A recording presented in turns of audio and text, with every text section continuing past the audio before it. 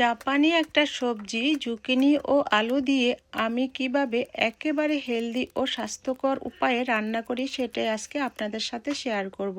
দেখুন, প্রথমে আমি জুকিনিগুলোকে সুন্দর করে পরিষ্কার করে কেটে নিয়েছি, তারপর সাথে আলুগুলো, তারপর এগুলো পরিষ্কার করে ধুয়ে নিয়েছি। দেখুন, এখানে রান্নাটা আমি একেবারে পেঁয়াজ রসুন অ্যাভয়েড করব। আর দেখুন, এখানে একটুখানি পাঁচফোড়ন সম্বাদ দিয়েছি, আর সেখানে আলুগুলো দিয়ে স্বাদ মতন লবণ দিয়েছি। তারপর লবণ দেওয়ার পরে ঝুঁকিনিগুলো দিয়ে একটু ঢেকে দিয়েছি। আর এগুলো থেকে যখন একটু জল ছেড়ে দিয়েছিল, তারপর আমি দিয়েছি এখানে একটু হলুদের গুঁড়া, তারপরে দিয়েছি পরিমাণ মতো ধনে জিরার গুঁড়া, তারপর দিয়েছি 3টা কাঁচা লঙ্কা। আর কাঁচা লঙ্কাগুলো কিন্তু আমি একেবারে কেটে দিইনি, যাতে বাচ্চাদের কোনো ঝাল না লাগে। এই রেসিপিটা যেমন স্বাস্থ্যকর, তেমনি অসুস্থ রোগীর জন্য খুবই উপকারী এবং বাচ্চাদের জন্য।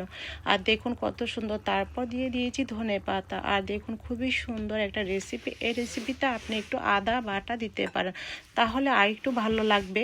আর দেখুন কতটা সুন্দর লোভনীয় কালার এসেছে। ভিডিওটা ভালো লাগলে লাইক কমেন্ট করে